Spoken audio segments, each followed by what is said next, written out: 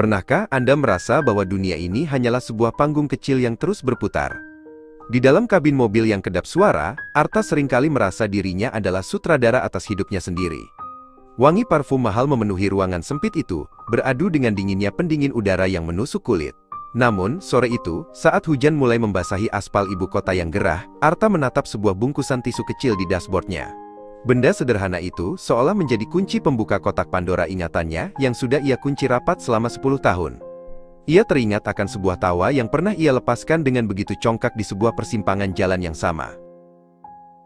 10 tahun yang lalu, Arta hanyalah seorang pemuda yang baru saja mencicipi manisnya harta orang tua. Bersama teman-temannya, ia mengendarai mobil sport merah melintasi lampu merah yang menyala lama. Di tengah terik yang memanggang kulit, seorang remaja laki-laki bernama Wahyu mendekat. Pakaiannya lusar, warnanya memudar, dimakan debu jalanan. Wahyu menyodorkan bungkusan tisu, dengan harapan mendapatkan sekeping logam untuk makan malamnya. Namun, Arta yang saat itu merasa dunia ada di genggamannya, justru menurunkan kaca mobil hanya untuk menertawakan keringat yang bercucuran di dahi Wahyu. Ia mengejek betapa rendahnya pekerjaan itu di depan teman-temannya yang ikut bersorak. Wahyu tidak membalas dengan makian. Ia hanya berdiri mematung, menatap Arta dengan sepasang mata yang bening, namun dalam. Tatapan itu seolah merekam setiap detil wajah Arta, bukan dengan amarah, melainkan dengan sebuah keteguhan yang aneh. Arta melemparkan uang koin ke aspal, membiarkannya menggelinding ke selokan, lalu menginjak pedal gas saat lampu berubah hijau. Asap knalpot yang pekat menelan sosok Wahyu yang perlahan mengecil di spion tengah. Bagi Arta saat itu, Wahyu hanyalah butiran debu yang tidak akan pernah ia temui lagi dalam narasi hidupnya yang gemerlap. Waktu adalah pencuri yang paling ulung, namun juga guru yang paling jujur. Tahun-tahun berlalu, dan roda nasib mulai menunjukkan sisi gelapnya pada Arta. Bisnis properti yang ia banggakan runtuh perlahan akibat kesalahan langkah dan kesombongan yang menutup logika. Satu demi satu asetnya menguap seperti embun di pagi hari. Arta mulai mengenal arti lapar yang sebenarnya, arti menunggu di bawah halte bus yang bocor, dan arti dari tatapan rendah orang lain. Ia bukan lagi sang sutradara. Ia hanyalah figuran yang mencoba bertahan hidup di tengah kerasnya rimba kota yang dulu ia remehkan. Di tengah masa sulitnya, Arta sempat mengunjungi ibunya di sebuah warung nasi kecil di pinggiran kota. Ibunya, seorang wanita tua yang bijak, menyentuh tangan Arta yang kini kasar. Beliau berpesan bahwa kehormatan seseorang tidak terletak pada apa yang ia kendarai, melainkan pada bagaimana ia memperlakukan orang yang tidak bisa memberinya apa-apa. Kalimat itu menghantam ulu hati Arta. Ia teringat Wahyu. Ia teringat bagaimana ia pernah merampas martabat seorang manusia hanya demi validasi sesaat dari teman-temannya. Rasa malu itu tumbuh menjadi duri yang menusuk batinnya setiap kali ia melihat penjual tisu di pinggir jalan. Suatu pagi, sebuah harapan muncul. Arta mendapatkan panggilan wawancara untuk posisi manajer operasional di sebuah perusahaan logistik raksasa yang sedang berkembang pesat.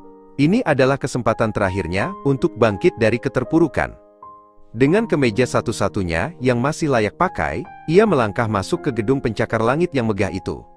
Jantungnya berdegup kencang, tangannya dingin. Ia merasa kecil di tengah kemewahan lobi yang berlapis marmer. Tempat di mana orang-orang berlalu lalang dengan ambisi yang terpancar dari langkah kaki mereka yang cepat. Setelah menunggu berjam-jam, seorang sekretaris dengan pakaian formal yang rapi menghampirinya. Dengan senyum profesional yang sopan, ia mempersilahkan Arta masuk ke ruang pimpinan.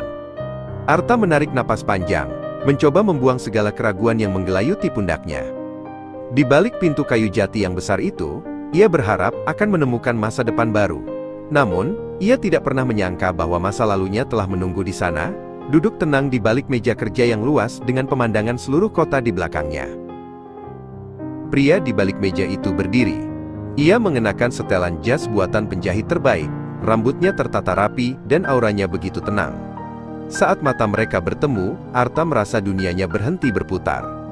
Wajah itu, meski kini lebih dewasa dan tegas, memiliki sepasang mata yang sama dengan remaja yang ia tertawakan di lampu merah 10 tahun lalu. Wahyu bukan lagi penjual tisu, ia adalah pemilik kerajaan bisnis, yang kini menjadi tumpuan harapan Arta. Keheningan menyelimuti ruangan itu, begitu pekat hingga suara detak jam dinding terdengar seperti dentuman meriam di telinga Arta. Arta tertunduk, ia bersiap untuk diusir atau dihina balik sebagai bentuk balas dendam yang manis. Namun, Wahyu justru melangkah mendekat. Bukannya kata-kata tajam, Wahyu justru mengeluarkan selembar tisu dari kotak kristal di mejanya dan menyodorkannya kepada Arta yang tanpa sadar telah meneteskan air mata. "Dulu, aku belajar tentang arti kesabaran dari tawa Anda," ucap Wahyu dengan suara yang hangat, tanpa ada nada dendam sedikit pun. "Tawa itu yang membuatku berjanji pada diri sendiri untuk tidak akan pernah membiarkan anak cucuku mengalami hal yang sama. Terima kasih telah menjadi bagian dari motivasiku." Hari itu, Arta tidak hanya mendapatkan pekerjaan, tapi ia mendapatkan kembali jiwanya yang sempat hilang. Saat ia keluar dari gedung itu, ia kembali melewati persimpangan jalan tempat semuanya bermula. Ia melihat seorang anak kecil penjual koran yang kepanasan. Kali ini, Arta tidak menurunkan kaca mobil untuk tertawa. Ia turun, membeli semua korannya, dan membisikkan doa agar anak itu suatu saat bisa menjadi hebat. Arta menyadari bahwa nasib memang bisa berputar seperti roda, namun kebaikan adalah sumbu yang membuatnya tetap berjalan lurus. Kesombongan mungkin memberi kita ketinggian sesaat, namun kerendahan hatilah yang akan memberi kita tempat untuk berlabuh.